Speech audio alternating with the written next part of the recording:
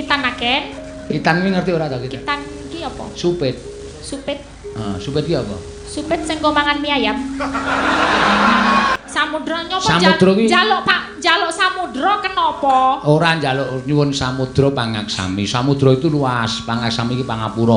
Nyuwun pangapura sing gedhe. Oh, minta maaf yang sebesar-besarnya. Oh, nyuwun samudra pangaksama.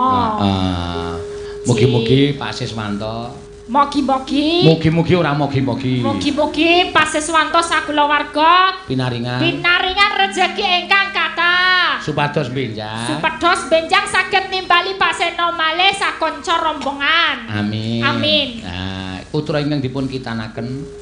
Putra ingkang dipun kitanaken. Kitan kuwi ngerti ora ta kita? Kitan ki apa? Supit. Supit. Supit ki apa? Supit sing nggo mangan mie ayam. Deng apa nih? Supit gua mangan bunyu. Hah? Nuni apa to? Supit ki ora nggo mangan mie ayam. Supit ki piye kakung disupit ki ngerti ora? Di apa wong lanang? Oh disunat po? Heeh, ngerti ora disunat? Tahu nek disunat tahu, supit trareti. Disunat ki digapake. Digunting kuine.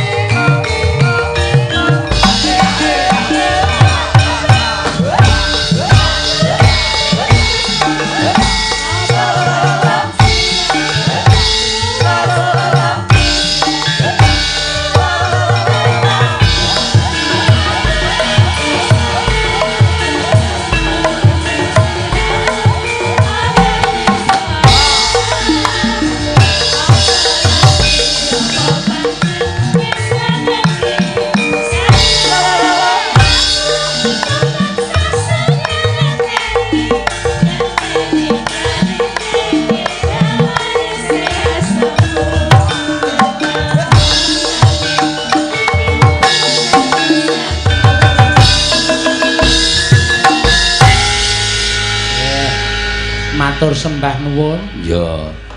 Karo mbak-mbak Waranggana sing wis mbuka swasana limbukan malam kedua. Ya. Malam kedua ya, Mak. Iya, wis mau bengi wis wayangan, awan mau wis wayangan. Ya, iki bengi sing pungkasan no. Tegese bengi malam kedua. Malam kedua. Ya diaturake monggo sing ngalusan dhisik ya. Ya. Yen sing nyuwun kadung tresna iki men di ayahi karo panjenengane Mbak Tiwi, Mbak Hana Pertiwi. Ya. Iki putra dalang. Heeh. Putra dalang sapa? Ki Jendol Kahono. Oh. Dalang saka Pring Surat iki bapakne ya melu iki. Oh. Iya. Ayo jumeneng kadung tresna diaturake saka Jombang iki. Nok sing nyuwun saking Jombang. Jombang iki daerah Temanggung ki nang Jombang apa Jombang Jawa Timur? Aku dhewe ora pati paham. Ikaris saking Jombang badhe nyuwun Sekar Kadung Tresna. Oh iya. Karang penggemar streaming ki dhewe-dhewe kok ya ana sing menggemari Mbak Tiwi ana. Hah? Jawa Timur. Wo, kuwi piye? Kowe sono penggemar saka Jombang Jawa Timur. Iya, penggemar saka Jawa Timur. Ika ki sono penggemar dhewe-dhewe. Elisa wis tidak ditanyakan lagi, penggemar wis ribuan. Ya. Nek ndi-ndi anggere mayang kudu ana Elisa. Ya. Mbak Cita wis duwe penggemar dhewe-dhewe. Ya. Katin ki ya penggemare akeh, kejaba bakul dedak. Ya. Ya penggemar ya pirang-pirang. Tatin iki jebulno ngorokno. Oh iya. Wah, jan tobat tenan. Wah, rasa mecucu-mecucu. Wong le tangi dhisik aku kok. Iya, lah kowe kok turu nang gone sindet-sindet. Karang aku jejer Prastiwi. Jejer aku ndak bah nek liyane medeni jejer aku nek kowe ra wis ora bahaya wong dasare ya mbakyuku dhewe. Heeh. Malah ora turu-turu mergane wong aku le turu nganggo topeng reog. Dadi dheke cekikian terus kae to. Iya, terus tak uculi. Ayo campur digelarke apa kemul kandel kae aku terus jajari Prastiwi. Heeh. Aku tangi gregah ngono kuwi kepoyoh terus bar nguyuh tengok-tengok ki ana sing tak mati iki sapa ya ngono. Prastiwi tak cedhaki raine, ora nyuwara. Arep wong tuwa ki nek Prastiwi ki nek turu demes mek ngene. Ayo wong tuwa, mbok menawa wis nyiut. Ayo.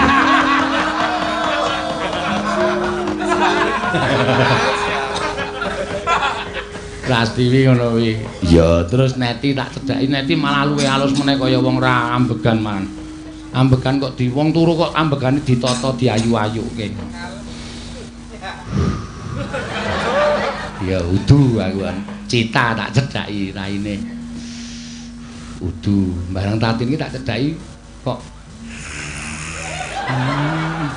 iki sumbere aku ya aku ra wedi. Udah. Lho. Tek oto Net. Ngorok to. Saksi sudah ada, kowe arep mengelak piye? Mula awak aja lemu-lemu. Iya. Awak lemu yang ambegane tertutup gajih kok. Heeh. Dadi nek arep ambegane mesti iya. Nanti tak eling-eling ki sing muni nggo ndi ya. Yo, Dek Iwani no. Nggih. Neno cakepane sakarepmu. Oh, bapakmu nonton ki dibanggakan wong tuamu. Iya.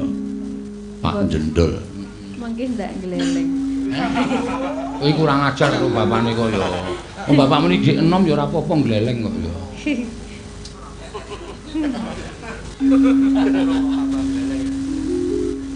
Sinawang datan bosani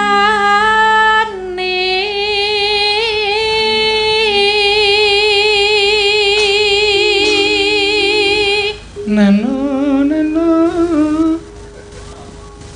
nyawang wong bagus aleman nyawang wong bagus aleman ya rekoso tak lakonane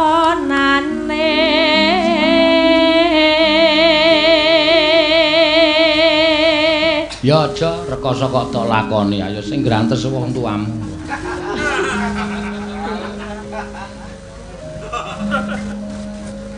angger aku bisa nyawang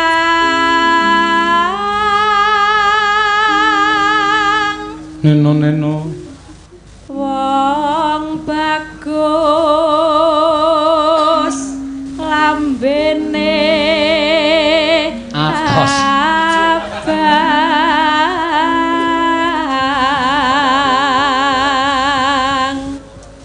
abang neno mati aku wis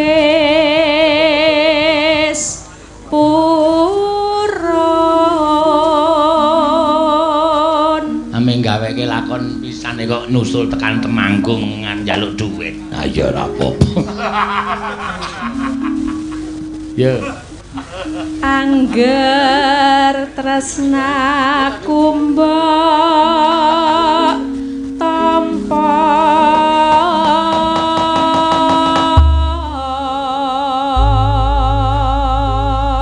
saking aku gumun lho no iya Yai kene iki mbok menawa kangen karo aku, mbok menawa lho, apa ming aku sing gegeden rumangsa? Ya.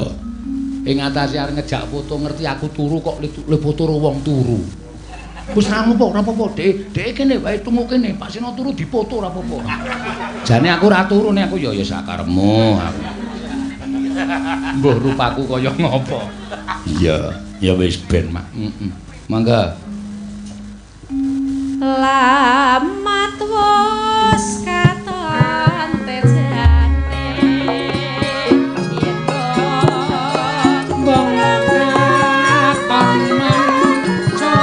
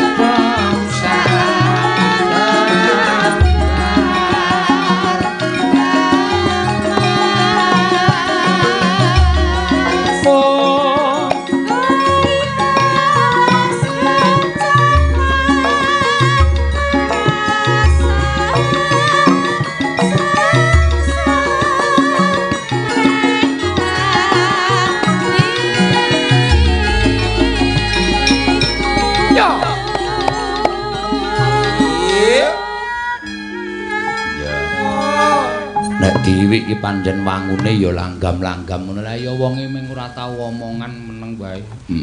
Ngerti-ngerti semaput. Heeh. Monggo. Ngono, ya. Pacane sarwa asri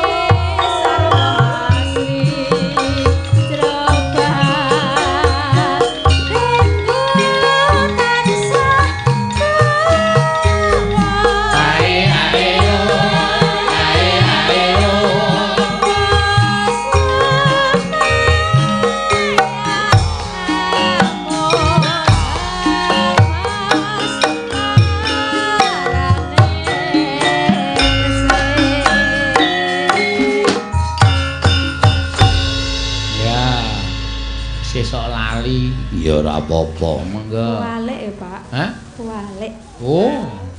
Kualik bapakmu kulino. Oh. Iya, pancen bener monggo, lenggah. Ya. Elisa, ada kabar gembira. Ya. Sudah ditransfer oleh Pak Tristianto dari Klaten. Ya. Uang 2 juta. Ya, kowe kon nembang caping gunung entuk 1 yuta. Wah. Transfer neng rekeningku. Oh. Ya diwenehke, Mak. Langsung tak wenehke kono, engko ndak rewel bocahe. Ya. Caping gunung, ayo jumeneng. Cih, wah. Syukur alhamdulillah ya, Pak. Rezeki anak soleh. Apa? Rezeki anak soleh. Rezeki anak kentir kuwi. Rezeki anak soleh ora nya tampani sik. Iya. Iya. Wis masuk ning nggon aku 2 yuta kowe 1 yuta. Ya, matur nuwun nggih, Pak. Ya. Salim sike. Salim. Ampun kapok nggih. Matur sembah nuwun Pak Seno. Ampun kapok. Pak Tris matur sembah nuwun nggih. Heeh, Pak Tristianto ki sing sesuk lumantar Pak Tristianto, Pak Tumiyono, Direktur Bika nimbali neng Klaten. Yo. Oh, tanggal 27 ya. Iya, itu sindene diharap full tim. Oh iya. Iya. Ngono ya. Siap. Yo dijengkeleke anu apa jenenge iki caping gunung. Yo. Sadurunge matur karo para lenggah sah. Matur napa? Lah ya kowe minta maaf selama nang kene kowe berbuat apa? Oh inggih, kula matur sembah nuwun matur maaf. Sembah anu nyuwun pangaksami. Nyuwun agunging pangaksami. Heeh. Dumateng sedaya warga Buresan, bener ya Pak? Bener, Bansari. Buresan, Pak? Buresan Bansari Temanggung. Buresan Bansari Temanggung. Dene kathah ketal kituling atur kula. Kathah lepate ngatur kula ora kital-kituling. Aku melu-melu Pak MC kae lho. Aja nek basa. Salah. Kata lepat atur kula nyuwun agunging pangaksami. Duna dungkaping tanduk.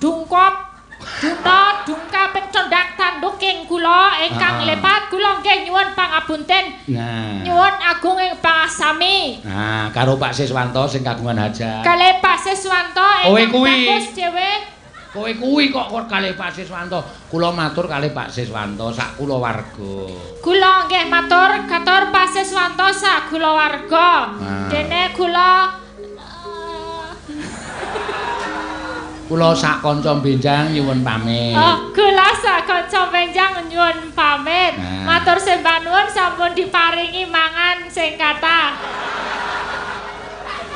Mangane rasa diucapke. Kan ya matur sembah nuwun. Iya ning kuwi wis dadi kewajibane matur sembah nuwun menawi wonten lepat atur kula anggen kula ngayahi dalu menika. Ya sedhawa alon-alon. Ya, menawi wonten lepat anggen kula ngayahi dalu kalih dalu menika. Dalu-dalu menika. Kalih dalu menika anggen kula ngayahi sak kanca. Kula nyuwun gunging samudra.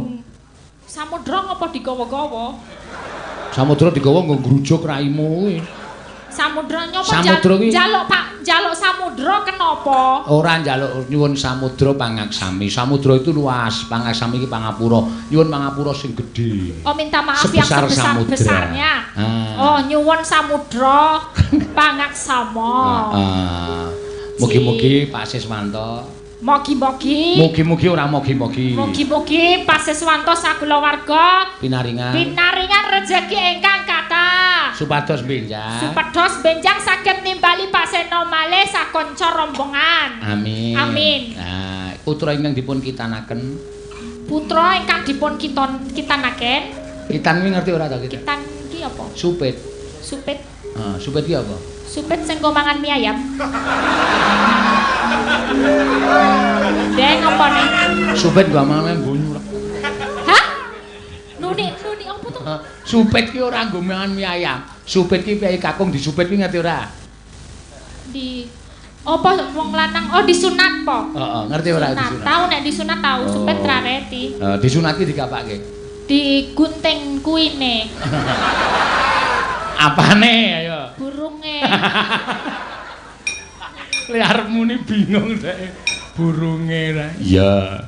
Dilangi cucuke men ra ngoceh wae. Oh. Nek ra dilangi po ngoceh wae. Ngoceh wae. Oh durung tau reti aku. Heeh. Berarti ngene cah cilik-cilik kae ngoceh. Wah iya. Dek gonmu ngoceh ra. Mbok tarungoke. Aku durung tau reti. Ora ngerti wong kuwi ngocehi ra nyuwara kok men. Ya, mangga dijengglengke sa. Ya. Panjen cah.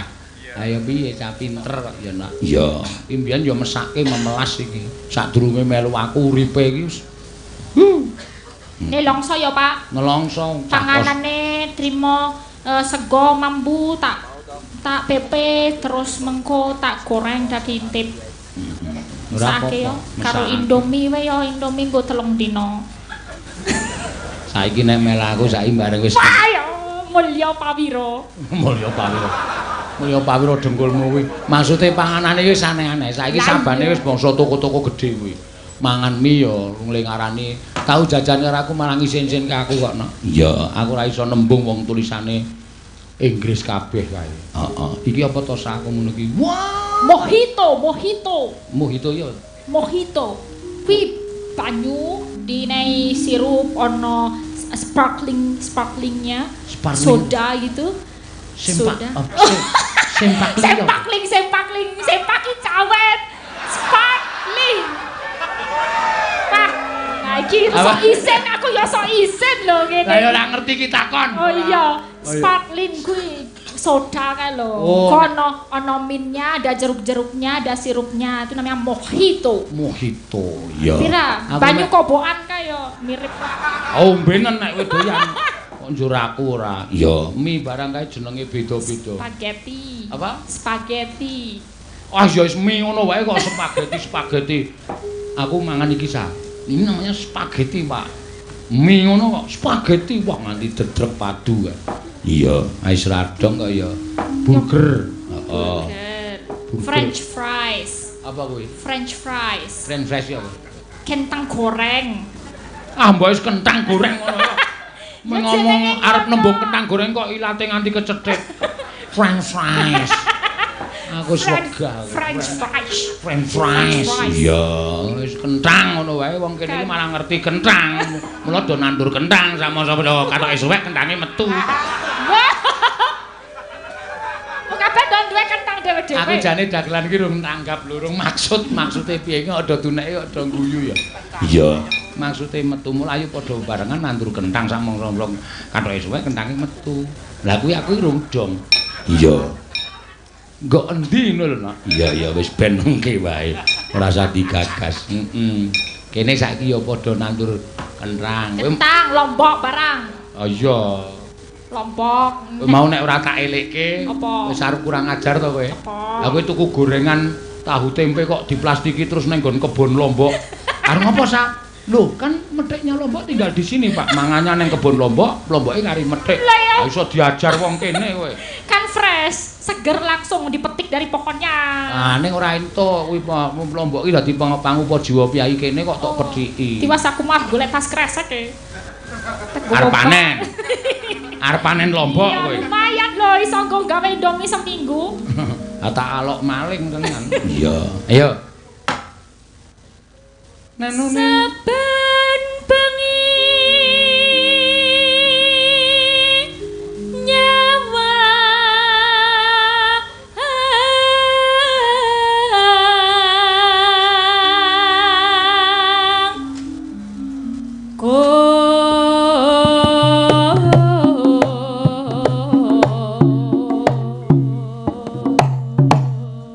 Yuk. Ayo.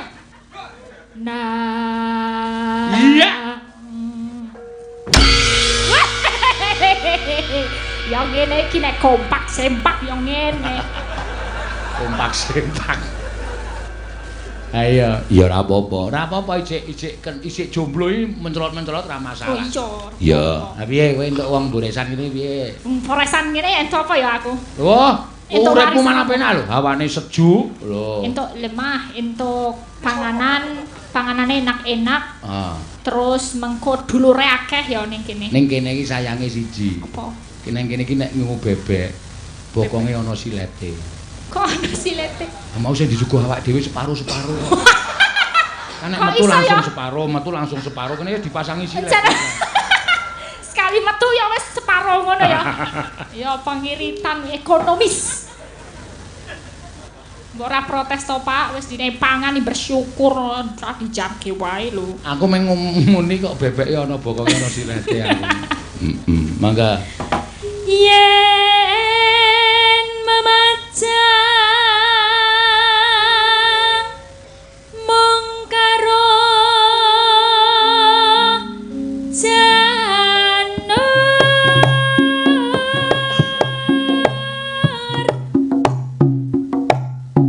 kuning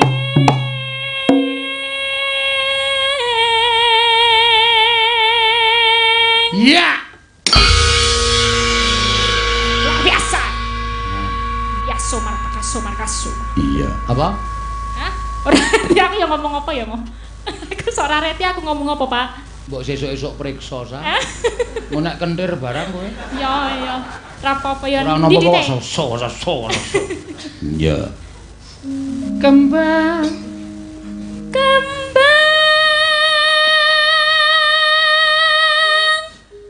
wae waton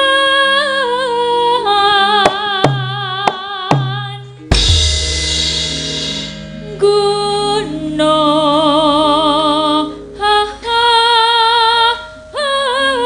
Ya. Iya.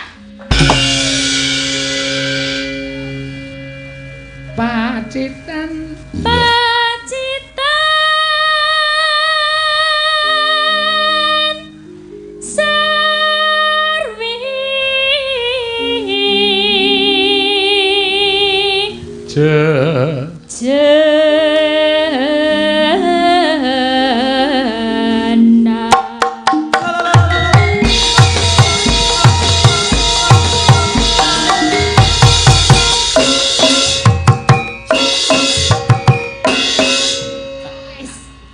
Diajar sing ngendang ya entel wae. Iya, arang isih bocah nom. Ora Nek ndelok gerakane ngene iki lucu, nek ndelok anu polahe Alisa iki nyenengke, ning aja pisan-pisan ngejak lunga dheke. Ngopo? Mirang-mirangke. kok mirangke kenapa? Aku wis kisinan bola-bali. Ku nek tak jak ning luar Jawa ngono nyambut gawe ngono nek teko ndono rak rong dina sadurunge iso jalan-jalan. Iya. Aku tahu lho jalan-jalan karo Elisa iki bareng karo panitiane. Dek iki ning mburiku ki ora ngerti nek ngemati aku terus. Iya.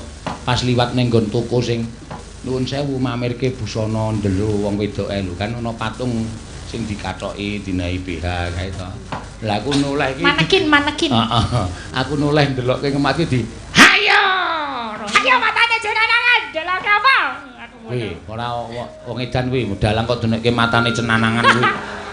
Lah ya ngisin-ngisinke ya nggone wong wedok ya ana lampune ya ben ketok, tapi kan ya sepado wis ketok kok dipatke cedak-cedaki ngopo. Ayo Pak Senang apa? Ngono lah. Ah iya ya mung ngematke kok ora apa-apa to ya. Iya, goleke bojoku tak tukokke. Ming ukurane ora apal. Oh. Ya ora apa-apa. Malah apa ukurane nggone wong liya aku.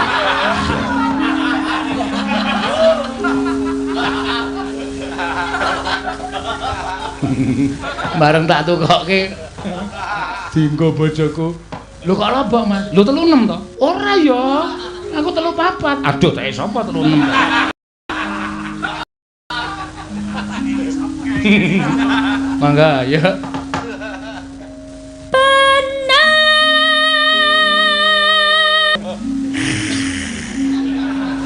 Asa ngece. Ayo ngakoni to kowe. Ya mbok nek turu ora krasa lho. Lah iya wong saka njaba wae do krungu kok do crita terus jebule sing dene ono sing ngorok. Ya tak ceke aku ya ngono tak cek. Iya. Aku tak. Padahal turu dhisik jenengan lho.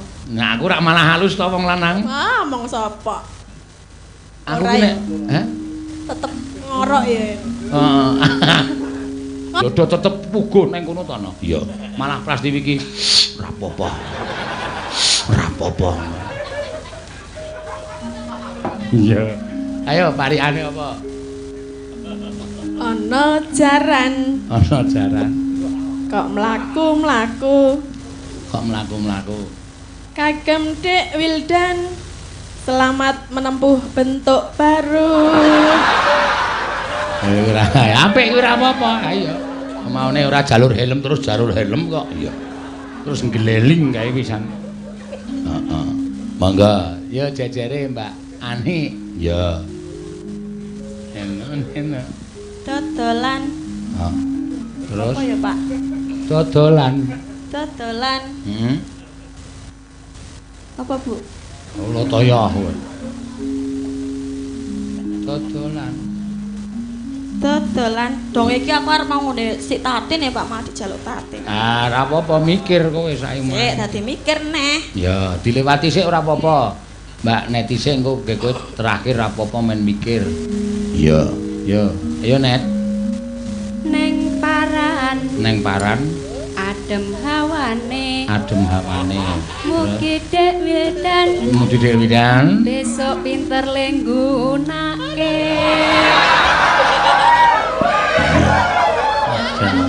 Rumangsaku kok. Ayo Pras. Sehat e Prastiwi, kancane do kerokan dhek ora kerokan dhewe mergo nyerot nggon aku mau. Iya, jamu Jawa ya.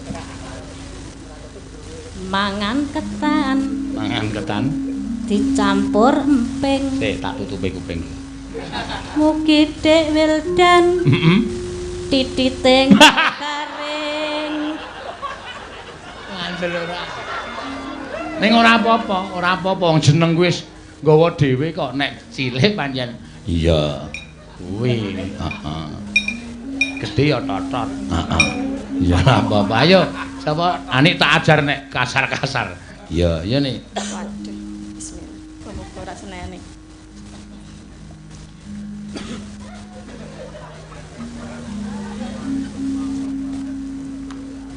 Pak Tukiran Awas ya. Tak polo nek nganti saru. kok ketok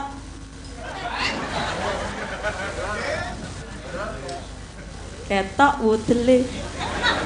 Terus Mu Dik Wildan arep ngomong ndak seneni ya, Pak. ya rasa diomongke aku wis ngerti kok. Ya wis ngono kuwi lah. Ya, Dek Wildan mari ngono wae ya. Ha ta? Wis pokoke sembuh ngono wae. Maksude iki nganu lho, Pak, apa Apa? jenenge? Apa?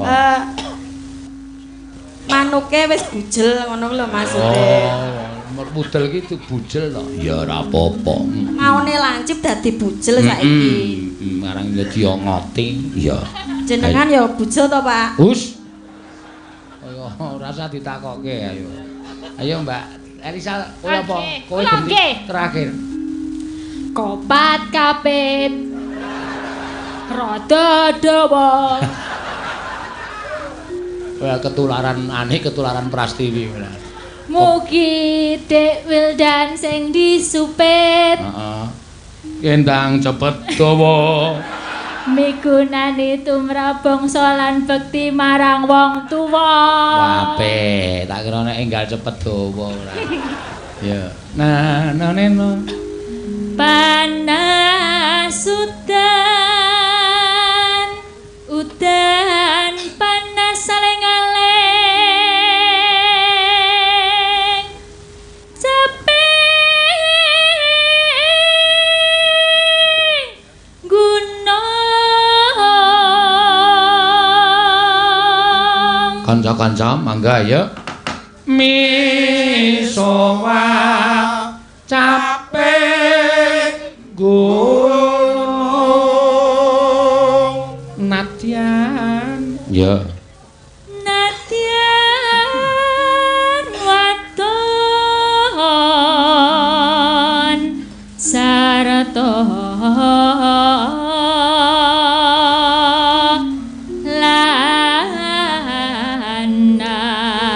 lanang inu mane banyu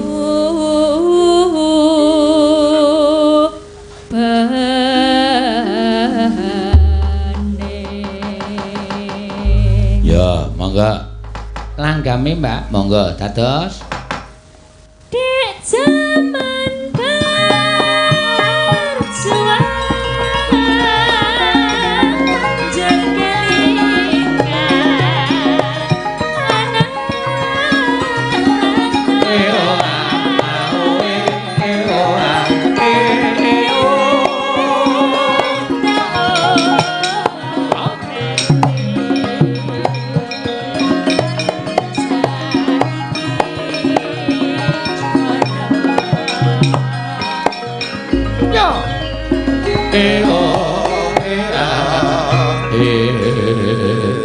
yo ya neno monggo jarene wis menang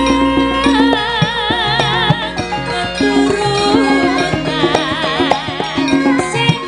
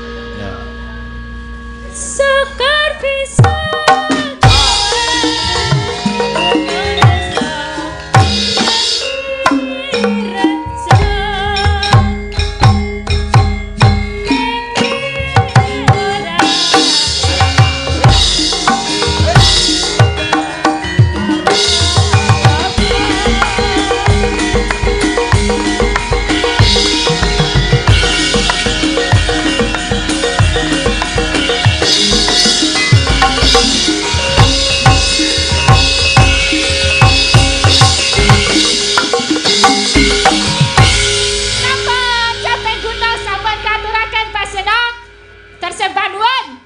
Patres matur sembah nuwun. Benjang nyuwun malih nggih. Iya sinden apa bakul obat. Wah ya monggo ingkang loro abang kalsu mboten iso dipenamane dileleti niki dina bakal garing. Batu mo batinggi batu roek.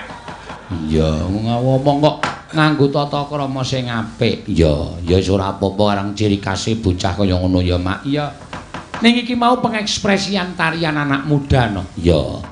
Dadi gamelan iki ora mung cukup dijogeti nganggo lemah gemulai ini kadang kala ya iso menghentak-hentak kaya nek nganggo musik kae. Oh iya ya Mak, iya. Wis Elisa iki pengekspresian joget anak muda. Ya. Matur sembah nuwun Mbak Elisa. Orkarus Alaso. Ya. Sinden Blesteran. Ya. Jawa ora, Sulawesi ora.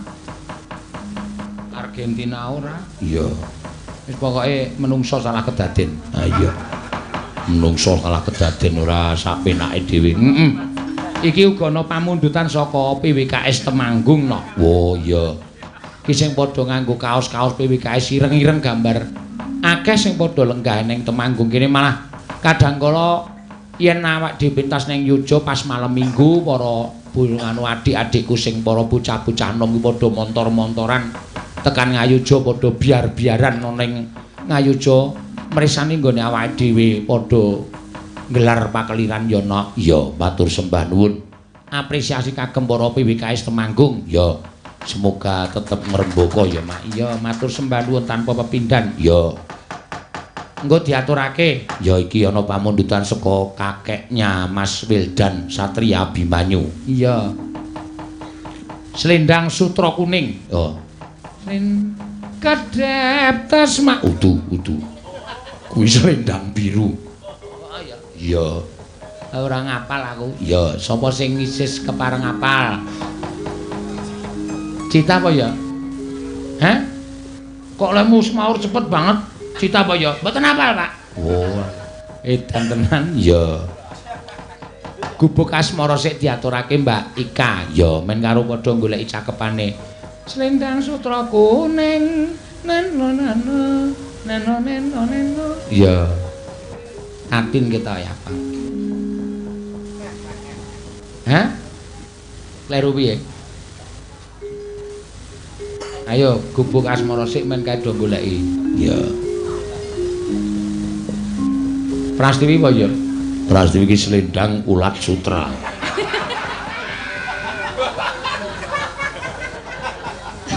Malah larang lho, Pak. Ulat sutra iki malah larang. Sio-sio. Ya ora. Mau wis dintuti. Asale jejer aku. Lah sing jejeri yo jenengan to. Lah aku campur piyaga iki kringete do mambu-mambu banget. Kok nek sinden wangi nggih? Heeh, aku nglecak ning jejere Santosa iki mak sentup kok apa ya. Wis kaosan seporot kowe ora nggon mburi bedah bolong kae. Wah ngisin-isin ki tenan. Iya. Ngono ya. Heeh. Jejer kaos sing sapa ki? Sing anu kuwi, sing apa nyiter kuwi? Iya. Ora nganggo sarung kathoke kolor suwek. Ya aku rumah kok turu kaya ning Papuan to ya. Iya, terus aku ngomong karo, "Kene Pras Madirana aku tak jejer kowe sing ora bahaya." Ayo kene. Iya, terus jejer. Salahe tak antuti kok malah ngguyu. Ya ora gek lunga. Neh kaya ngeloni anake. Hah? Wo kowe ngece kowe. Kowe tetep kowe pelecehan kowe. Kae Mbak Yuku lho, ayo. Ora trimo. Oh, lah takono trimo ora kowe dunekke cah cilik yu. Ora ngonekke cah cilik. Aku kaya ngeloni anakku. Lah ya kan jenengan gedhe. Sapa? Jenengan. Kowe tau weruh apa? Dedeg piadeke. Oh, dedeg piadeke. Lah nek liyane ya mbah aku ora. Tak kira nek diametere. Lambene. Ayo. Aku ora tau weruh nek kuwi. Kapan-kapan. Kus plus. Iya. Iya, mangga dibawani gubuk asmara ya. Karo ngapalke Tin. Selendang sutra kuning ku tak sawer Tin, ora kuwatir. Ya. Nek iso wis selendang sutra kuning. Heeh. Dola alik. Heeh. Selendang sutra kuning kok sing dibuka sluku-sluku bathok. Oh iki. dengar senenge usluk-usluk bathok. Yo, Mah. Suarane klenek-klenek ya. Ora apa-apa, mawawan wis jane jatah nyinden wis tak ijini ora nyinden mergo izin karo aku, Pak. Tenggorokan kula perih ngono, ora iso nyuwara niki, Pak. Ah, kowe nekat. Nekat piye, Bon? Napa lho, Pak? Ora apa-apa, nek nyuwara kuwi ngeden ngono lho maksude ora. Oh, ya ora. Yo gawe. Samadya, Pak. Nyingkar nyingkur.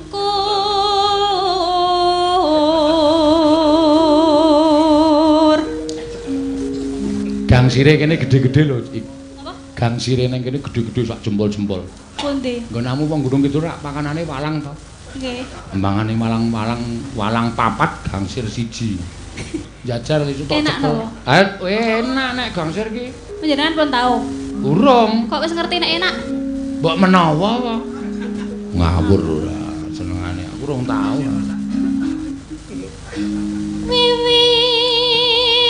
Wiwitane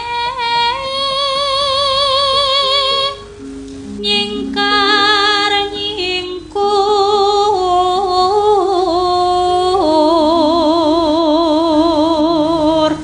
Neno Lingsem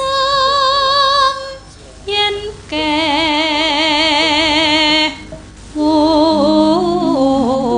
kehutan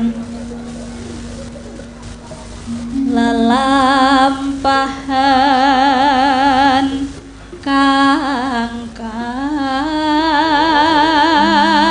oh swara gedene ilang iki. Nggih, swara gedhe. Kangkah, ora apa-apa. Kuwi gerok biasa. Iya. Tambane napa, Pak? Hah? Tambane Mangap. mangap terus Ora tambane yo aja ngombe es.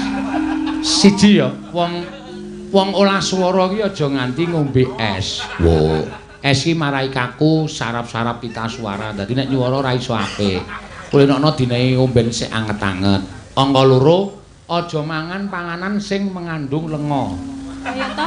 Kaya to kompor, oncor, terus ayo mangandung lenga iki gorengan, mergo gorengan kae nuwun sewu kadangkala lengane ora diganti, goreng didol lengane nganti ora sehat. Iya, kuwi merusak pita suara.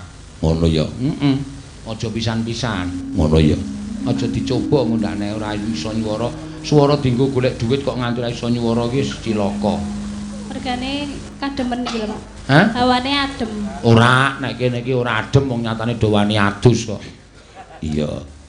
Kowe urung ngalami sesuk, kowe urung melu aku urung tekan Dieng kono. Nek ning Dieng kono malah saben penabuh siji iki ngedep anglo siji, nek ora kuat. Wong aku adus ning banyu diesel kok nek ning kono ki.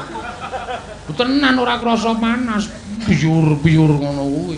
Pertama ya kaget. Tak kapyuke ngono ki. Wei, aku ngono mergo maknyas. Iya. Yo. Anggere maknyas ki kaget.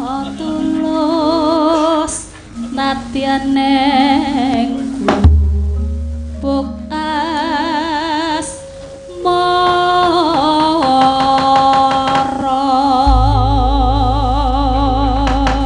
Ya. Yen liwat aku kelingan. Ya, monggo. Ya. Yen liwat aku kelingan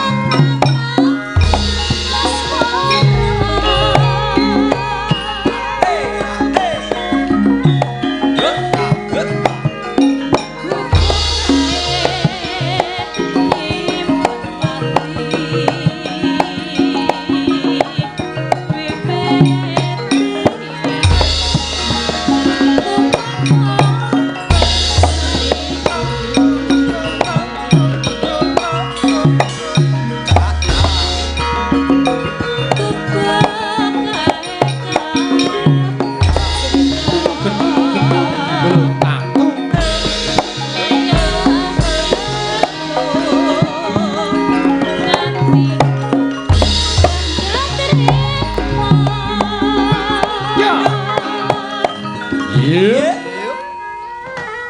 Mlong. Ya. Nanone.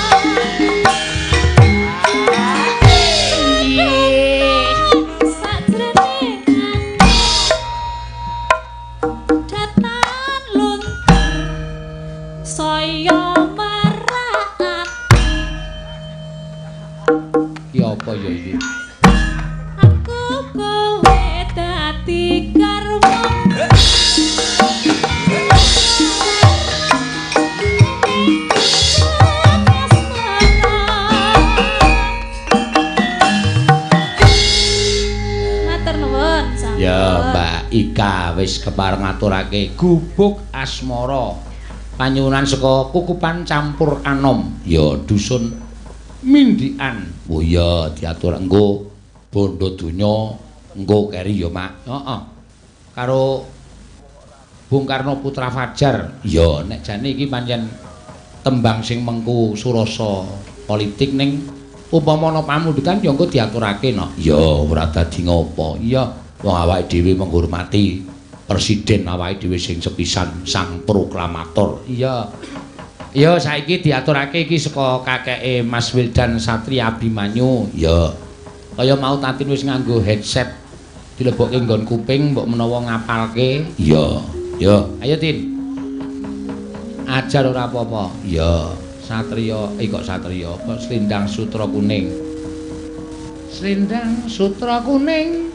Neno-neno, nano-neno-neno. Selendang. Apa? Kuning. Aku ki dalang kok tok ajari. Lah ya piye mau salah lho. Slendang. Slendang. Nandur Sutra Kuning.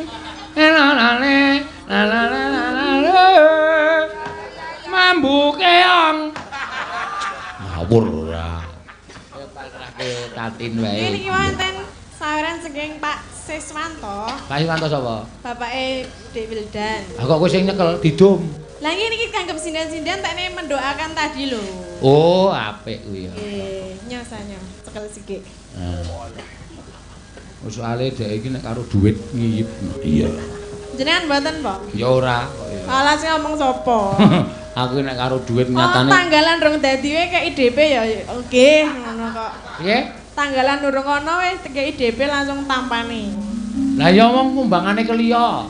Lah iki pasti kan berarti kabeh butuh duit ngono lho. Lah ya ora masalah, catet ning HP rak ya iso to arep paling ngundang iso tanggal 2021 iki. Iya, ana Mak. Wis ana Semelang nek ra manggon ki wis ngundang, aku jane wis nolak. Moh Pak, terus setahun melih kula oleh nganu ngenteni kesuwen. Pun to kudu dadi niki regane pinten pun kula saguhi. Niki DP-ne. Nah, ya aku terus karo duit terus weh lah iki aku. Langsung tak candak ya wis. Ya padha to. Heh? Padha. Lah kuwi rak hakku. Lah iki ya hakku. Hakmu ndi ki hake kanca-kanca kok. Lah ya kan ana akune barang. Ora maksudnya aja tok gawa nek tok gawa ki Mboten tak nehke kuwi lho sapa Lisa. kudune sasi dinyatus dadi nyelawe nek musuh kowe. Ya talang ki teles ya. Apa? Talang ki teles. Kok kowe kok nganu pedomamu kaya ngono. Lah jenengan nggih mboten. Lah, Ah, tenane. ora. Ha iki lho ana dit nang kene 400. Ya, iki mau kadung tresno tiwik 100-nya wik panen ndak derani aku ndelikke dit karo kae menungso kae kok iki. Kuwi wik tiba wik dukuin to. Ora kena bapakmu nggo dolan. Nek dolan ya semono ra cukup kok. Terus apa mau? Ika, kanyo sing nembang 100 lho iki mau njaluk apa gubuk asmara 100. Terus siji sapa nek sing wis nembang? Lisa. Lisa wis nganu sak yuta kok saka Pak Tristianto kok. Lah nggih. Ya wis, berarti iki jatahku 200 iki. Lah aku lajeng nembang lho. Lah kuwi ra entuk to saka Pak Siswanto. Lah iki kan duit le mendoakan, udule nyanyi. Le mendoakan kapan? Iki mau Saiki aku tak takon doamu mau apa? menapa bentuk baru? Ah, kuwi apa mendoakan kaya ngono kuwi? Lah apa ora baru? Ya ora kok ajeg kok ya. Ya baru. Ming sing jero ki metu. Sing endi to? Ampo. Aku ya nyo kowe 100. Ya. Sendang sutra kuning, ngene nyo. Siap. Nah. Wis. Nuwun nggih. Ambu. Nuwun nggih kok ambu, ambu ya sing sopan. Nuwun nggih Pak Dalang ngono. Nuwun nggih Pak Dalang Sina Nugroho. Iya, ngono kuwi apik ya. Kok nggawa HP ngapa? Lah ra apal e. Rapal kok 100. Lah nek apal malah Kita omongi ya ning prapatan kae kanggo icik-icik kapal banget 100 kiloe trimo. Lah iki nek apal ya 50.000 ya ora apa-apa. Tambahi maksude. Wis pas iki. 100 iki kok tak nggo bayar wedang. Nggone kita. Wong wedang wis dikeki kok. Yo, gawe wis. Bawane apa? Hah? Bawane apa? Lah apa? Ya langsung wae. Oh ya. Neno, nano, neno. Ah, Pak no, ini ya enggak apa-apa ya. enggak apa-apa, biasa aja. Saiki apa-apa liwat HP wis iso. Cakepan selendang sutra kuning, nunul nggon tanda mencari tip. Langsung metune Rat. metune selendang sutra kuning kok. Cakepan kok titot-titot. Iya. Nggih. Ya. Saiki Ora sok kemis. selendang sutra kuning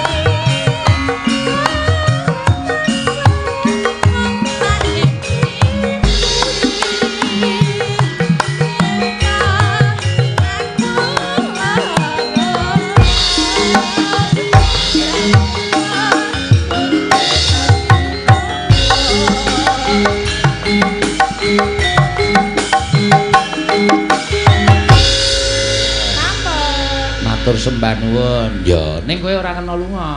Lah napa? Lah iki ana panyuwunan saka panjenengane apa jenenge iki? PWKS Temanggung. Ya, sing padha rawuh bengi iki nganti nggone ora muat. Ya. Ngono ya, Mak. Iya. Akeh sing padha rawuh, akeh sing padha mrisani lumantar layar-layar ning jaba-jaba kono. Ya. Ki engko nek nganti kowe ora anu nyaosi kanca-kanca PWKS Temanggung wis padha rawuh adu-adu do mlumpuk tekan kene nyuwun podang kuning. Ya. Ki sing wigati siji podang kuning, loro kijing miring. Iya. Kijing miring. Heeh, jane dibenakke malah apik lho, Mak. Iya. Kijing miring. Lah sing napa? Kowe podang kuning kok kijing miringe Elisa. Iya. Oh nggih. Ngono ya. Heeh. Wah, dalu pun nggih. Apane? Podang kuning. Ora masalah kok ya. Kok arep ngenyang terus kowe iki. Kok nembang kok meng arep suwala terus. Iya. Nah, kowe nembang-nembang lagi. Ya ora apa-apa wong sing disuwun kowe kok. Iki lho maringi rokok semene akeh iki. Ndi kondene? Lho. Kok iki wong wedok kok udut. Tak ijolke dhuwit ya kena lho. Ora edan kuwi. Omong rokok karo didolke dhuwit. Ya ora apa-apa tak. Kebangetan ora. Tak ijolke gas ya kena. Aku masak. Tak ijolke apa? Gas. Oh. Ya engko sesuk tak paringi. Lagi bawa? Lah iya. Udang kuning komplit engko. Apa jenenge? Kijing miringe Elisa. Bawa ini sing pocong mawon nggih. Pocong ya kena. Aku bingung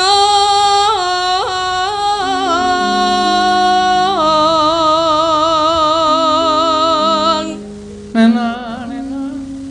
saben dina mikir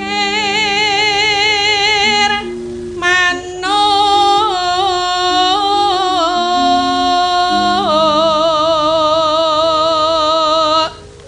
Saben dina mikir manuk nengno wae wis rasa dadak tok pikir. Manuk kok tok pikir banget. Ya ngono nek ra ngoceh ya piye? Heh? Nek ra ngoceh. Wis ra nggre iso antuk-antuk wis apik. Ya gak aku nek ming mantuk tok. Nganggo gedhek barang ya. Mikir manuk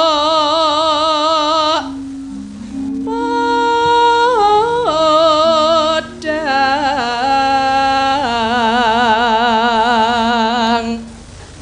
Neno. agawe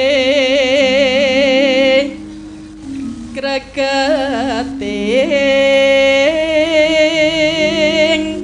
ati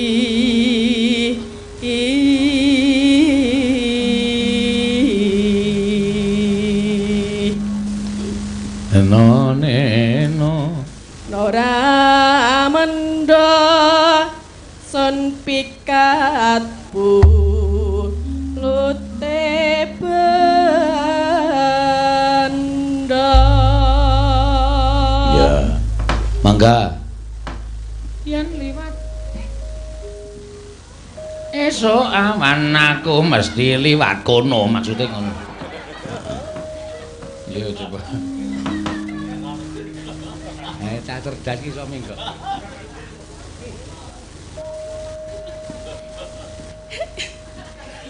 Esok awan ning wis ora kerasa. Woyuran golek sing tak sayang.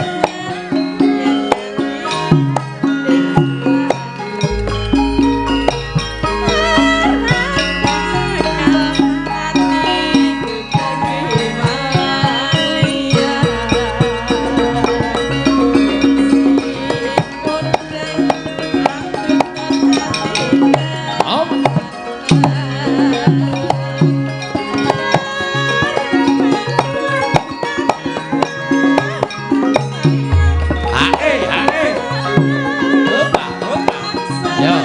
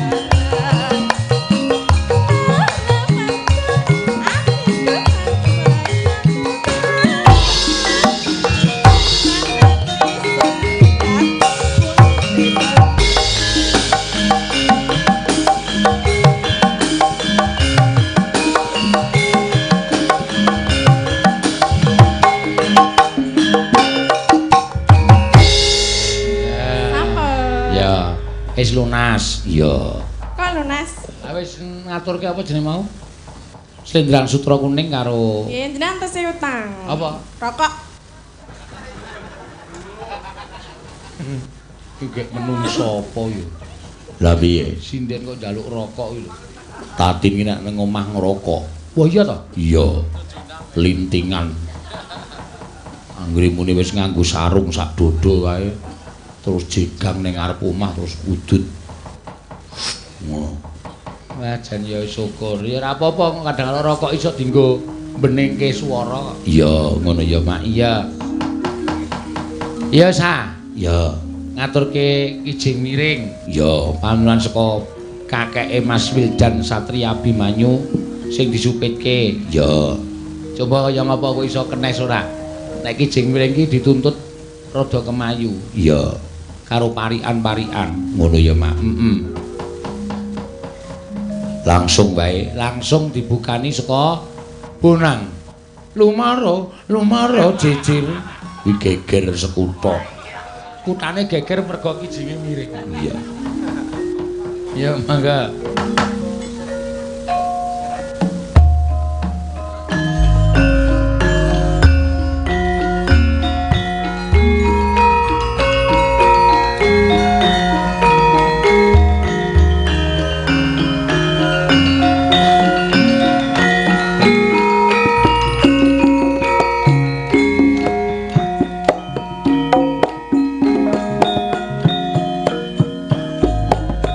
Ayo Mas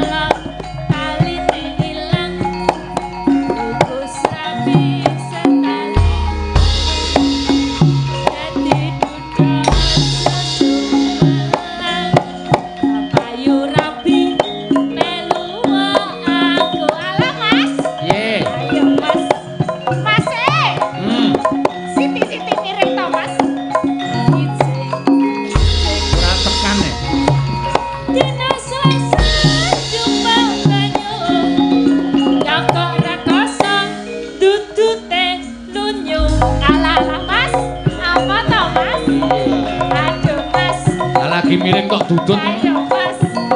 Kijing miring kalanjeng ning isor watu. Nek ranjengking Mas ora metu. Aduh Mas. Wah, Jan. Mas. Kijing miring ngene kaya dadi seneng. Ayo Mas. Kijing. Santai wae empang nek kurang pena Mas diganjel bantalan aduh Mas. Ayo Mas. Ayo Mas. Kijing. Ana sampe jajae telu nek ra dimot Mas ora mlebu awan-awan semangat nongko angguren digoreng tapi kawan yo sinden Mas uripe mulya ayo Mas. Ayo Mas. Ayo Mas. Kijing kan kata loran dhuwur di abang ngisor digenjot.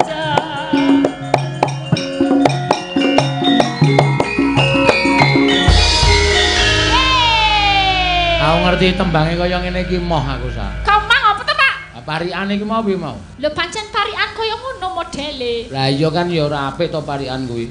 Kok rapi pripi Kuwi mau parikmu piye sing pertama mau? Iki ana semut cacahe telu. Nek ra dimot ra iso mlebu. Kuwi apa kuwi? Ayo kuwi kaya ngono kok. Kuwi iki bak bolah. Benang lho. Heeh. Kae nek arep dilebokke ning dom. Dom kok dom. Ya jarum. Jarum. Kuwi kudu dimot sithik. Oh. Nek ra dimot angel mlebune. Kuwi Terus dom. liya- Pikiranmu lho sing iki kudune iki sing asosiasine yang bagus. Ora meng aku tok, piyai semene iki pikirane ngono kuwi kok ya coba sing masih liyane mau ana sing dhuwur dimun ngisor digenjot mau apa mau. Oh, iki tekan kretek. Apa ya, Mam? Tekan kretek katoke mlorot dhuwur diemek ngisor digenjot. Nah, kuwi apa kuwi ayo? Kuwi numpak pit. Nah, Numpak pit piye? kan setange dimek, dimek iki dipegang. Heeh. Ngisore ya digenjot, nek ora digenjot ya ora mlaku. Ngopo ning nggon? Oh iya ya. Omong numpak pit. Oh no. Si Rasa ruta. Liyane mau. Kala jengking ning ngisor watu nek ra jengking ora mlebu. Ah kuwi. Nek ora jengking kok ora mlebu ki maksude piye? Kuwi wong tandur. Wong tandur kudu jengking ben mlebu. Masa ya mlumah? Ya saya ora mlebu. Kudu jengking ben mlebune. Makasih. Endi keplek. Makasih. Ya sampun, Pak. Ya, apik tenan iya. Kijing miring lagune jebul kaya ngono to, ming lagu dhuwur dimek ngisor digenjote kok gayange ra jamak. Heeh. Sesuk tak genjot. Lho, tegese sesuk tak ngepit ngono lho. Penabuh wis senengane. Ambune do apek-apek. Mangga pelok barang, Mas. Ya. Pikurke Bung Karno Putra Fajar ya dunekke pamundutan iki. Ora kok piye-piye nanging eling-eling apa perjuangane beliau iki ya gedhe tenan kok. Ya. Iso sang proklamator. Ya, pancen ya bener, Mak. Mangga diaturake. Hah, iki sing bawa kudu Katno. Nek ora Katno wis ora dadi. Lamun macan ninggal gading. Waduh. Ayo wingi disulihi gol ora dadi ana ning Blitar wingi. Iya. Ngono ya. Ning DPRD provinsi wingi. Nyeting aku Katno pripun, Pak? Kula niku ternyata ketoke ming sak Katno niku ning tumrap warga laras gedhe dayane. Iya. Saiki mulai suarane atos lho, Nak. Iya. Mulai gleleng saiki. Ya wis ben ora apa-apa lah. Ya, mangga. Macan mati Suarane pancen arum. Ninggal ulan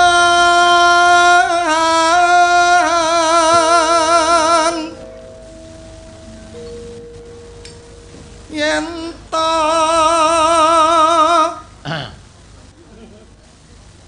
kaca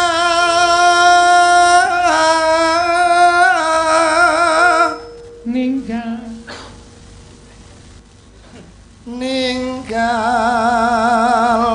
gading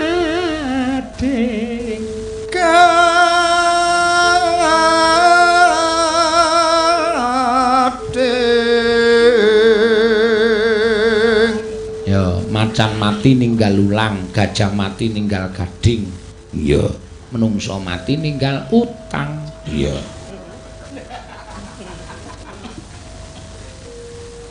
tan prabeda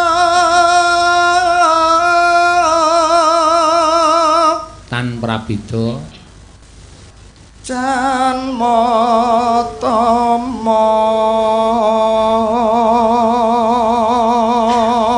jalma tama ninggal asma kondo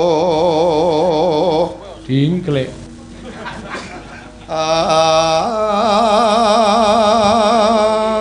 ambre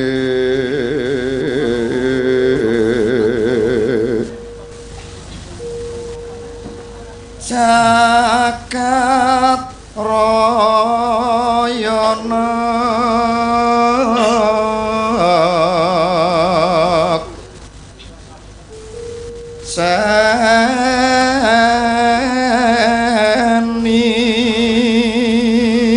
neng kene iki wingi gul kleru neng kene. Kateke gul. Risang proklamator aku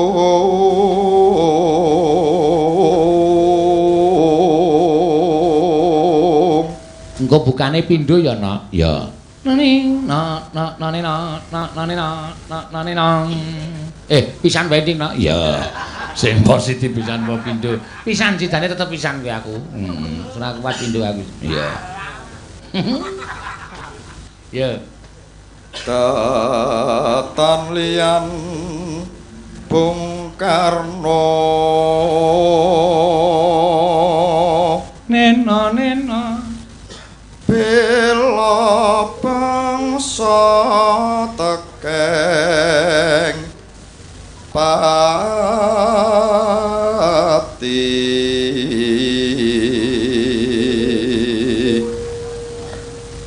sang penduda Pancasila dasar proco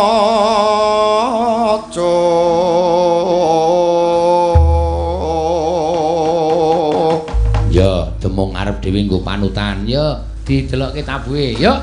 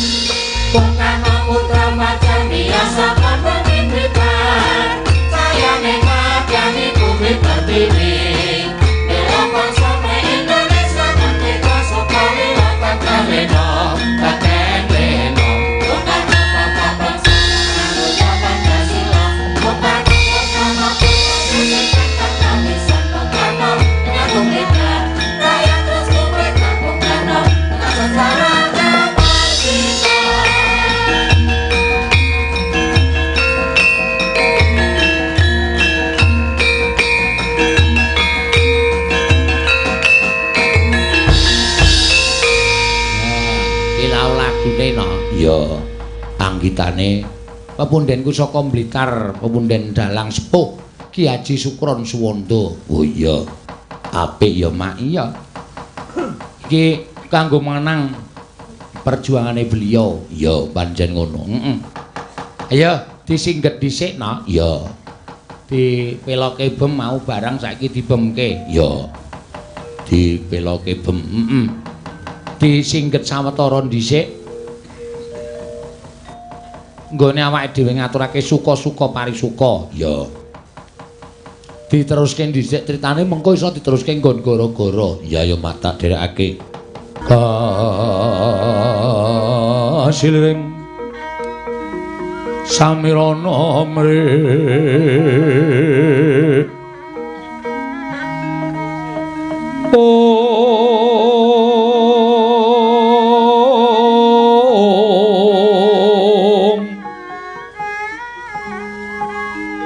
sekar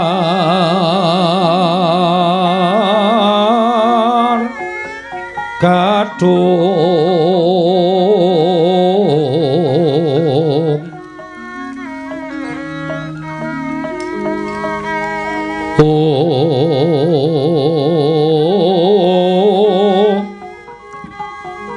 ngas gandanyo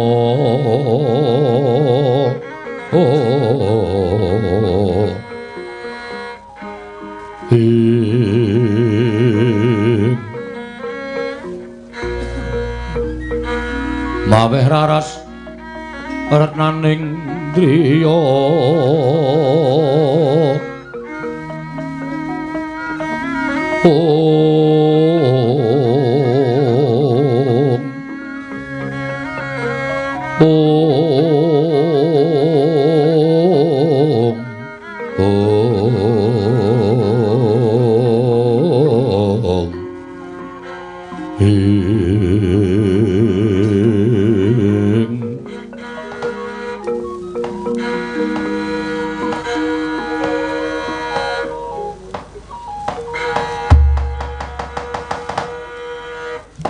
jagat wasisaning Ubathara wayah tur jagat Kresna.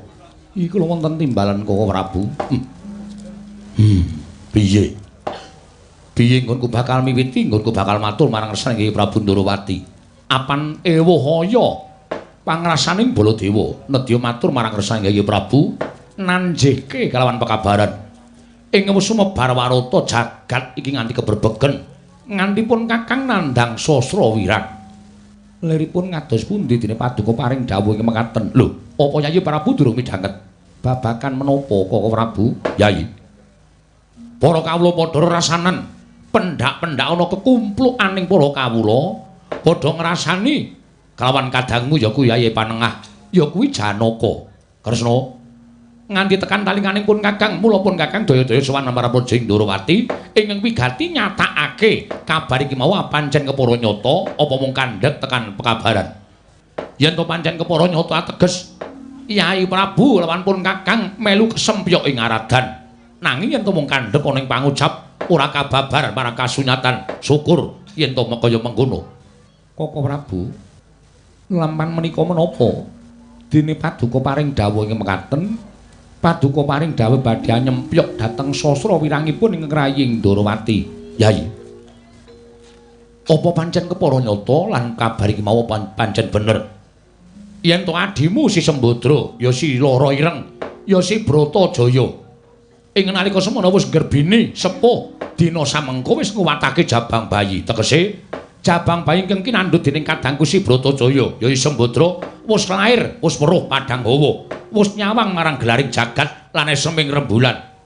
Ning ya emane apa pancen kepara nyata? Ombyake ngakeh padha nyebutake yen to anake Janaka ingkang patutan karo Sembadra mau metune ora wujud menungsa lumrah. Koko Prabu, mestinipun menawi ingkang lairaken menika tiyang, medalipun inggih tiyang. Gusti to aja guyon sik. Sembadra menika titahing Ubathara, Janaka menika inggih titahing Ubathara.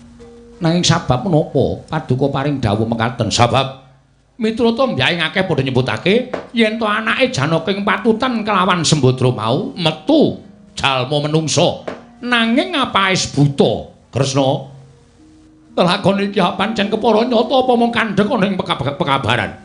Nek nyata tegese Sembadra wis ngorek-orek marang Turas Mandura. Sembadra wis gawe wirang marang Turasing Kanjeng Rama Prabu Basudewa, Yai Prabu Narayana.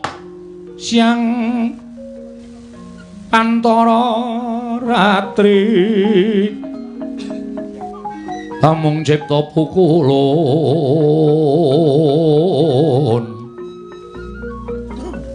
ong tanana liwan kaheksi mila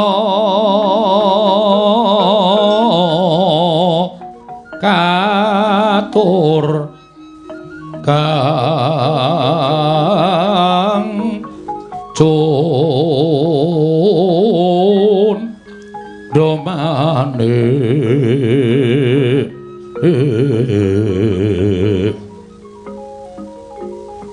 miang kagungan to sing sim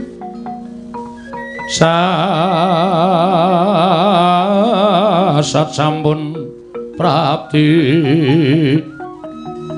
katonas topo kolon latenoro pati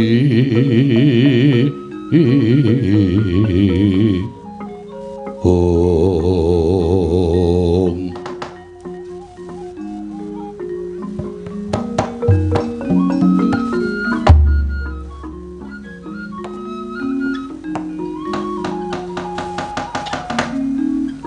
Rama dewaning sun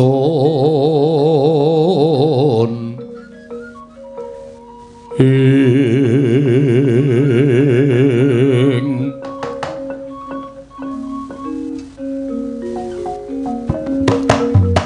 irem om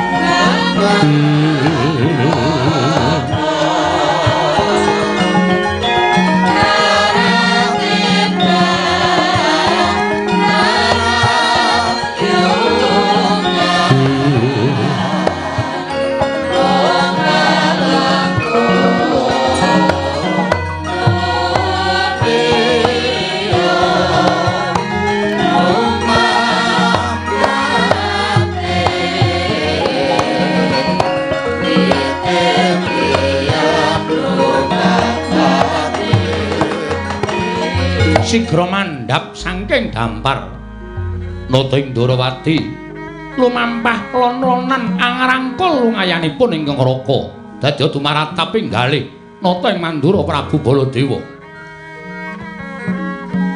Nadyan datan kawedharing basa wantah parandining mangke nitik gligaping paningal ingkang rayi ing Ndarawati. Kanjeng Bilenata ing Dwaraka sampun angleresaken pangandikanipun nata ing Mandura. Mula katingal kembang punang waspa nata ing Mandura Prabu Baladewa. Miwadatan kantun ingkang rayi nenggih nalindra ing Dwaraka Sang Prabu Sri Bathara Kresna. Kajena badhe kathah wiyosing pangandikan nata ing Ndarawati marandene magep-magep kandhek wonten ing tenggak. Datan kawiyosing pangandikan sigra murwani pangandikan nata ing Mandura dadi kumangrujuning pangandika ing dereng kababaring lisan.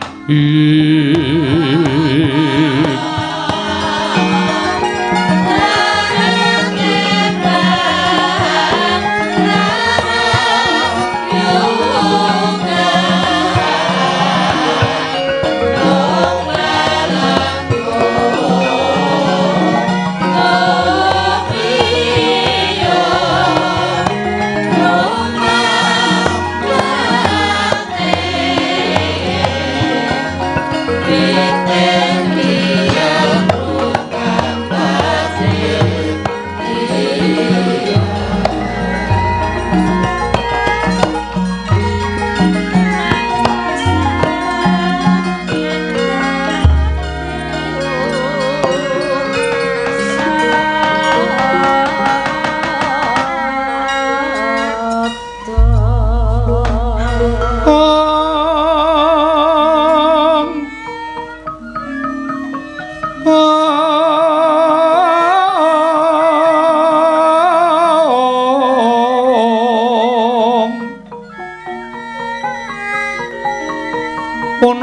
ta mirah ingsun priyaten Mas Pogong mijil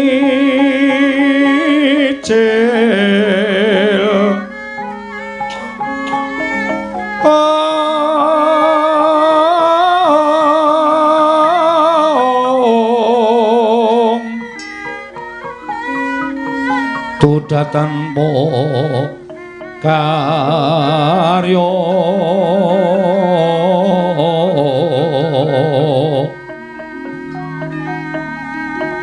sangkang rinemekan Gusti gelung rino sak sekarnya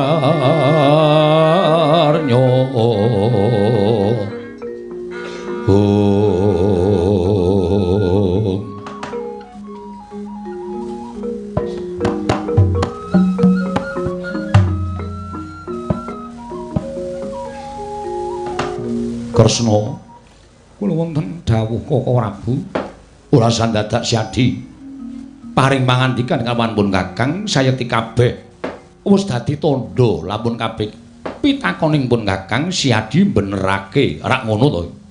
Inggih Koko Prabu nadyan kula piyambak dereng buktekaken namung kabaran sampun dumugi talinganipun ingkang Raying Ndorowati. Lah dalah lara apa to Pak? Lah kok dadi kaya ngene lelakoning Sembadra adiku wadon. Mula ta mula Kresna, kowe percaya ora karo Baladewa saiki?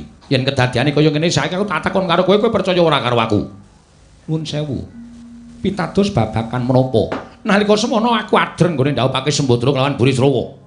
Nanging kowe uga adreng nggone ndhawuhake Sembadra kelawan Permadi ya Janaka. Tundhone kaya ngene iki. Mula aja nyawang kelawan pasuryane, aja nyawang kelawan begere. Nadan Burisrawa kaya agal growal-growal. Nanging tumrap aku yen to didhawuhake lawan Sembadra, mesti wae ora bakal gawe sastra wirang kaya ingkang dilakoni dening Janaka lan Sembadra. Coba saiki pikiran, nek nganti Janaka mongko wis kelakon anak-anak karo Sembadra, mongko wujude buta, apa ora jeneng embet marang asmaning pun Kakang lawan Siadi. Turas Mandura, putraning Kanjeng Rama Basudewa, wayahe Kanjeng Eyang Kunti Boja kuwi ora ana ingkang wujud buta, ora ana ingkang wujud yaksa. Lagi saiki Sembadra lah kok anak-anak buta, Kresna. Lelakon iki piye? Coba. Apa ora jeneng nyiprati rah letuh lawan pun Kakang lawan Siadi? Koko Prabu, nuwun sewu. Tumrap kula menika kedah linampan kanthi ikhlas tegese piye? Jernyatanipun tiyang gesang wonten ing Madyapada menika namung anut dhateng kodrating Hyang Mahanasa.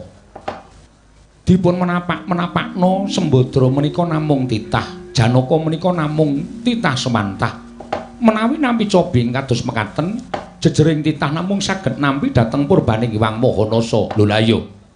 Ning sadurunge rak ya isa diduwa. Tegese aja nganti kalaksanan, lan aja nganti kelakon. Janaka karo Sembadra kuwi duwe anak buta. Seranane aja didhawuhke. Nanging Siadi nalika semono nganti meh wae salin perkara karan pun Kakang. Mergo pun Kakang adreng ngrabekake Sembadra karo Burisrawa. Siadi adreng ngrabeke Permadi karo Sembadra. Mula meh wae dadi gegeran antaraning Kresna karo Baladewa. Ning mergo aku ki ngakoni yen aku ki wong tuwa, kudune ngalah karo taruna. Mula aku trima ngalah. Lah, bareng aku ngalah, saiki kedadiane kaya ngene iki sapa sing arep ditutuh? Sapa sing arep diluputke aku tak takon karo kowe. Nggih, nuwun sewu, menika mboten wonten ingkang lepat. Janaka ugi mboten lepat, Sembadra ugi mboten lepat. Sing kandha sapa? Nek tumrap aku iki kabeh lupute Janaka. Lho, Koko Prabu. Nuwun mapunten. Mangke menawi ngantos mireng dhateng ing kawogan menika mangke kriwikan dadi grojogan, geguyon dadi tangisan mboten sae kedadosanipun. Ya men. Yen pancen Janaka ora trima tak jarake. Merga Janaka sing dadi jalaran neteske wiji marang kandhutaning Sembadra. Nanging wijine wiji ala, wekasan ora aneh yen to dadi wujuding buta kaya ngono. Iki kabeh mau karmane Janaka, dudu kok lupute Sembadra. Iki karmane Janaka. Nuwun sewu, menapa Janaka menika nggadahi kalepatan. Lupute ora krasa, ning dindit digembol dening Janaka. Kowe ngerti dhewe. Janaka ki kulino nglarani atine wong wedok. Wong endi wae sing rumangsa ora dilarani atine Janaka. Janaka kuwi bagus ning kementhus, gedhe ndase. Dumeh bagus terus sapa-sapa arep dipek, sapa-sapa arep dipek. Mongko akeh sing ora diakoni karo Janaka. Mula dongane wong wedok-wedok sing lara atine kuwi nemahi karo si Janaka. Mula ora aneh nek Janaka duwe anak-anak buta. Koko Prabu mbok sampun kados mekaten. Petangan Paduka menika petanganipun lari alit. Kula nuwun sewu. Arjuna menika wayuh. Namung Janaka menika nintingi dhateng wanita ingkang dipun wengku garwa dening kadang kula panengah. Koko Prabu, piyantun estri menika werni kalih. Werna loro piye? Piyantun estri menika wonten ingkang saged ngasoraken drajating Piyai Kakung, nanging ugi wonten ingkang saged nginggilaken drajatipun Kyai Kakung. Mila kedah saged nintingi dhateng wewatekanipun wanita menika kala wau sampun ngantos namung dipun sawang blegering lair. Menawi namung dipun sawang blegering lair menika mangke mboten sae kedadosanipun. Wah, ora usah dadak daki-daki nggon momo. Pokoke aku netepake yen to Janaka sing dadi sumbering perkara nganti si Sembadra nglairake jabang bayi wujud buta. Mula to mula. Sombo, kula wonten maring dawuh wa. Kowe isih enom, kowe isih bagus. Aja gemagus, aja banjur sapa-sapa tok doli bagusmu. Wekasan kowe gandeng wong wadon pirang-pirang. Yen nganti kowe nglarani atine wong wadon, pandungane wong wadon kuwi mandi tak kandhani. Inggih, inggih. Aja nganti kowe sesuk rabi mongko wong kowe tau tate natoni atine wong wadon. Yen nganti wong wadon entuk tatoni atine mau padha ndonga bareng-bareng. Isa uga kowe sesuk duwe anak-anak wujuding kadal. Mergo saka pandungane wong wadon mau. Koko Prabu mbok sampun kados mekaten to. Duka inggih duka. Nanging nuwun sewu, Samba sampun dipun katut-katutaken. Menika lare dereng dungkap, lare dereng mangertos. Lho, aku kandhan-kandhan karo Samba kok. Aja nganti Samba ki nulat karo pamane. Ya kuwi panengah Pandhawa. Setyaki ya ngono. Inggih. Istaken dawuh Koko Prabu. Aja nganti siadi kulino nglarani atine wong. Mergo pandungane wong kuwi mandi. Inggih, istaken dawuh. Lho, wong sing tok larani atine mau ora iso mari sedina rong dina, gedene setahun, ndungkaping 10 taun. Tatu mau yang dieling-eling bakal isih krasa lara, kuwi aja nganti. Inggih, istaken dawuh. Contone ya kakangmu panengah kuwi mau. Janaka ki nek ndi mesti ana wong wadon. Anggere ditakoni kowe iki kok meneng wae merga ngopo? Merga meteng. Sing ngetengi sapa? Janaka. Lah, kuwi mesti pokale Janaka kaya ngono kuwi entuk dosane sing gawe jagat. Lumantar wong wadon-wadon sing padha ditakoni karo Janaka kuwi mau. Inggih. Nanging ngaten sakmenika kula badhe nyuwun prisa. Menawi Koko Prabu mboten trimah kalian kadang kula panengah, sakmenika Koko Prabu badhe menapa? Monggo kula dombani. Menapa Koko Prabu badhe mulasara kalian pun Arjuna? Menapa Koko Prabu badhe mboten trimah kalian Janaka? Monggo kula dherekaken sowan utawi rawuh wonten ing Madukara, samangke Paduka paring dawuh kata-kata dhateng pun Janaka. Sampun ngantos wonten mriki. Mriki menika dak sanes papanipun Arjuna, mriki menika negarinipun ingkang rahipun Kresna. Menawi panjenengan duka-duka wonten mriki menika mboten wonten paedahipun lan mboten wonten ginanipun. Menawi badhe duka wonten Madukara monggo kula dherekaken. Aku ki mung nyuntak marang gegembolaning rasaku. Inggih, kula ngertos. Namung menawi ngantos kathah para nayaka punggawa ingkang sami midhangetaken tumunten gadahi pemanggi sanes kaliyan Paduka Kanjeng Koko Prabu.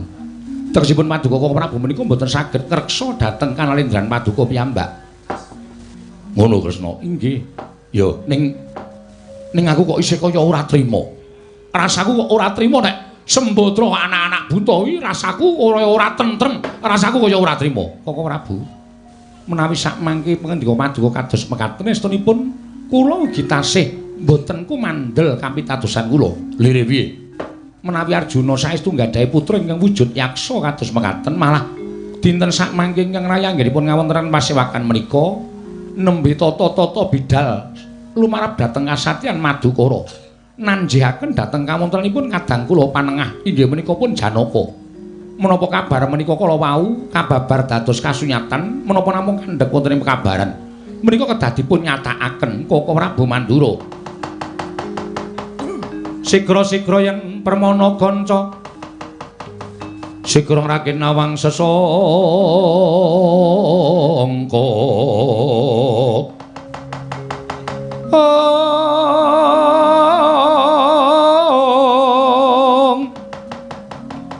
Nalendra Mekmarwa sing sang katriku mulung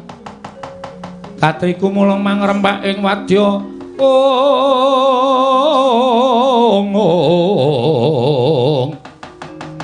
Urdakura reka giri Ronanggana magawe gelarira wang-wang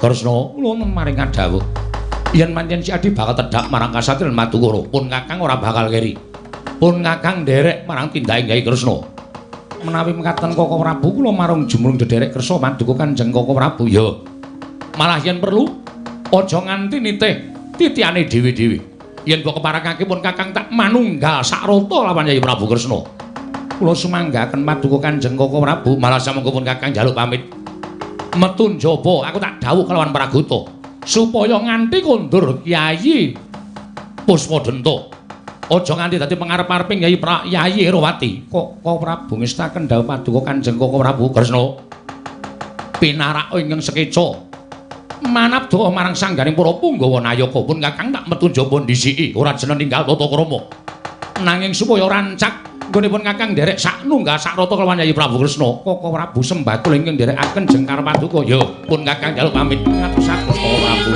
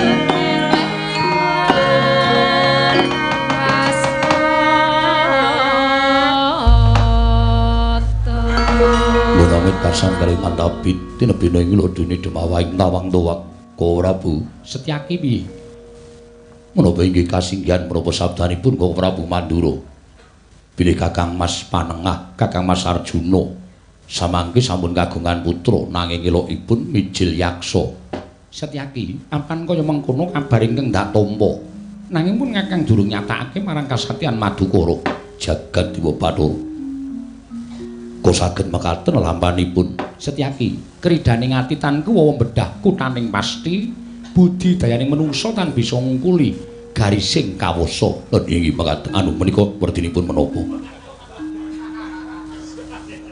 sing jeneng kodrat kuwi ora bisa diwiradati nadyan kaya ngapa pambudidayaning menungsa yen wis pinesthekake dening panguwasaning dat kamurwing dat tegese kudu kelakon. Lah rak ngaten. Kula menika basa-basa kados mekaten menika kula mboten kulina ngopeni. Iya Setyaki, mula saiki wiwit diopeni ngestakaken dawuh. Menapa leres Raden Janaka kagungan putra nanging mijil yaksa sinuwun. Bener Kakang Udawa. Astagfirullah. Kaget raos sing manah kula. Nyatanipun Raden Janaka menika satriya wantah.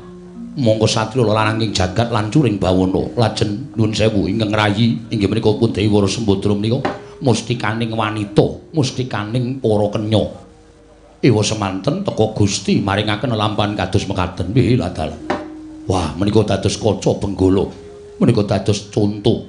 Nadyan tiyang sepuhipun menika mustikaning jagat.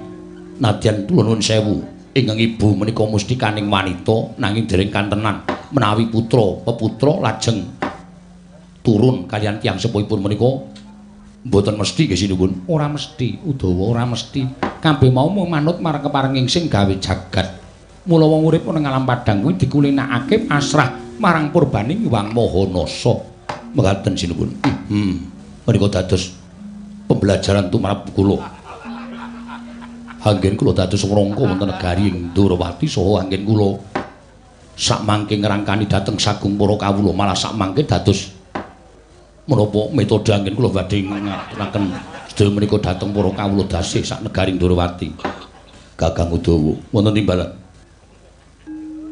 Ora ngono leh mugawe basa wiwit kapan? Kula menika manut umbyaing jaman, Yai Mas. Jamanipun sampun kados mekaten kedah nderek dhateng umbyaing jaman menawi mboten wah kula ketinggalan. Kula menika patih ingkang mboten ngertos dhateng indaking kawontenanipun jagat ya ning nganggo sesa-sesa iki ngadhep Nalindra.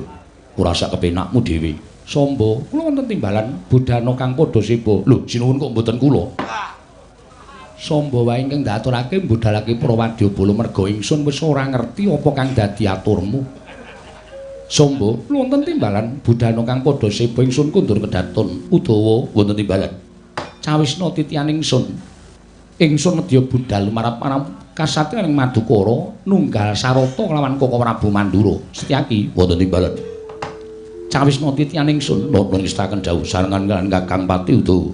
Kaya wis ora ana dawuh maneh Dimas Wresniwira Purna gatining pananggilan sanadasa kundur kedaton jeluk saking damparan kentara kinampit gambaran gading kadheranken sangganing Promban Cedi manggung ketanggung Joko Paloloro ing sami ngampil upacaraning Prabon kawis tinggal saking Mandrawa tindaknya Sri Naranata lamun katinon saking Mandrawa kaya tansah ngerang penggaling Sang Nata wau